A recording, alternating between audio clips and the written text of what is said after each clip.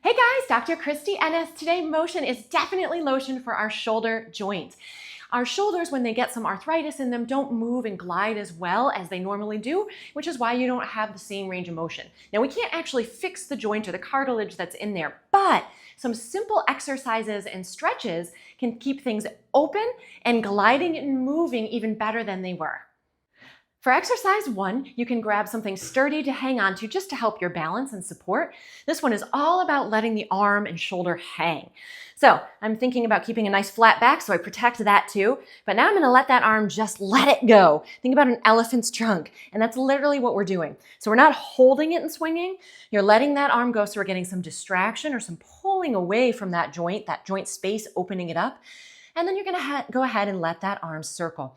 If you can start with swinging if it feels better. But again, we're really letting gravity do the work here, not our muscles. We're trying to let those muscles relax.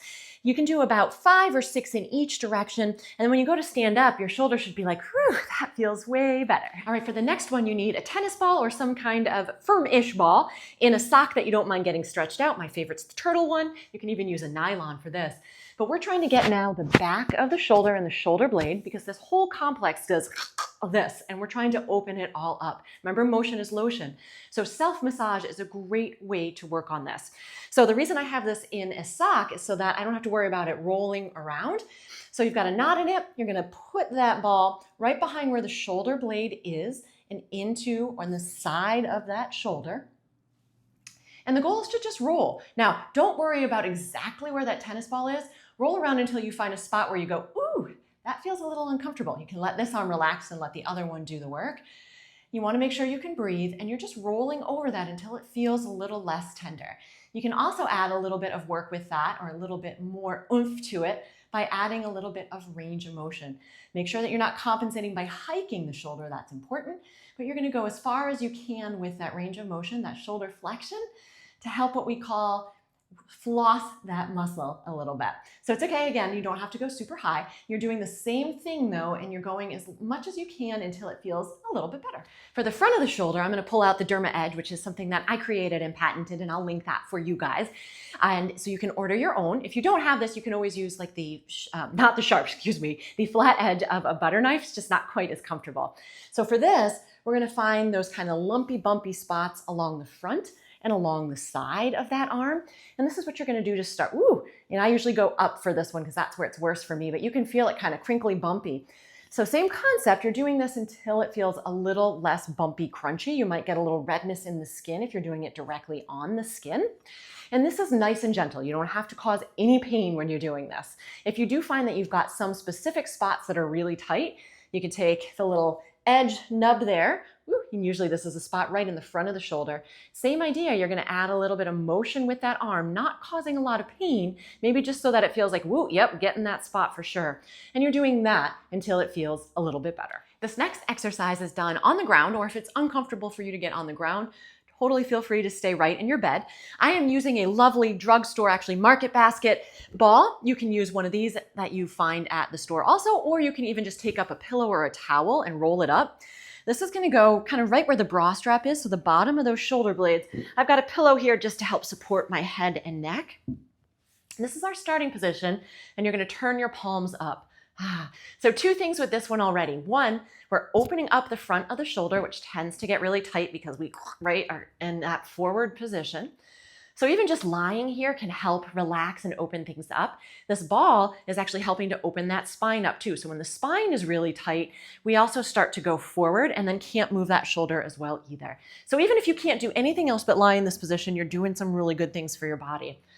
If it feels okay for you, you're going to, again, keep those palms up, and then you're gonna slowly start to raise them up and clean your floor at the same time. From here, you're only going as far as you can until you go, ooh, that maybe doesn't feel so good, right? And then you're really focusing in on the breathing and letting those shoulders drop down towards the floor to open up. So you can pause here for a second or two and then bring those arms back down. you will find most likely that as you start to go through this and move, you'll end up having a little bit more motion by the end of about 8 to 10 repetitions, which is exactly where you want to start. So remember, totally okay to just start here and let things relax and open. If it does feel okay, you're going to add that little bit of a little bit of motion just to the point where it feels okay, about 8 to 10 reps. This next one is going to work on more range of motion into that shoulder, and it's really good to do after you've done the other ones because those help to loosen things up and separate that space. So you're going to grab a foam roller or a rolling pin. If you don't have any of those, you can still do this exercise. These just help make it a little bit easier to move. So I'm sitting at my little table. You can sit at a table, at a counter, wherever you're comfortable. The lower the surface, the less you have to lift your arm. So keep that in mind depending on how much your arm wants to raise. Both arms though are going to go right on that roller because we're going to use the other arm to help out a little bit. It's that little overflow from the brain. So I'm going to start with my hands right on that roller, and I'm going to gently, I'm not pushing, I'm just gently rolling, literally rolling, right? My arms forward, pushing my body back a little, going to the range where my body goes, okay, that feels like it's a good spot to stop. And as you go through this, similar to the other one, you'll probably get a little bit more range of motion as you go. Don't push, push, push, push, though. It's only to the point of comfort, about 8 or 10 repetitions, and really watch to make sure you're not hiking that shoulder to get more motion. That's cheating. Once that arm is moving a little bit better, you're going to work a little bit more into the joint to separate that space a little bit more. So you need a counter or a bar if you happen to have one. If it's my left arm's going to go up on the bar. My right hand is going to press down into this wrist or right on top of this wrist. So once that motion is a little bit better, you're going to scooch it back a little. Then I'm actually going to press right down on that forearm so that I'm actually getting into the joint a little bit versus not just moving that arm, but moving that joint to glide and slide too. This again should feel good and not hurt. So make sure you do those other ones first and only do this one if it feels okay. You're just holding down for a few seconds and then letting it go. And this one's a little bit less repetitions, just about 5 or 6 when you do this one. The next two are building up that strength. So we're gonna use a little loop band. You can always tie a band with a knot in it if you don't have a loop, but these are pretty easy to order and I'll link that for you too. So go round the wrists, elbows are gonna start straight in at your sides. You're gonna think about gently squeezing those shoulder blades down and back. Or I look at it as lengthening the collar bones. So you don't want to do a big old squeeze, just a nice gentle squeeze back. That's your starting position. Hold that position, and then you're going to pull those forearms out. Now, if you have one arm that's weaker or one arm that's stronger than the other, you're going to do one arm at a time, and it's totally okay to use different resistances as well. This works on those muscles that help support that shoulder blade and obviously rotate that arm out. So goal would be about 10 to 15 on each side. Last exercise focuses again in on that strength of the back of those shoulder muscles to help keep us open. So using that same band, you're going to bring those elbows in at the side, shoulder blade squeeze again. One arm is going to go forward a little bit this time so that you have a little bit of resistance. Turn a little bit. And then you're going to think about pulling that elbow straight back. Really make sure that you're not hiking that shoulder up, because I see that a lot, and that you're pulling straight back. You can also do this one by tying a band hanging a band over a railing or a bar, or tying a knot in a band and slamming it in the door if this feels a little bit awkward for you.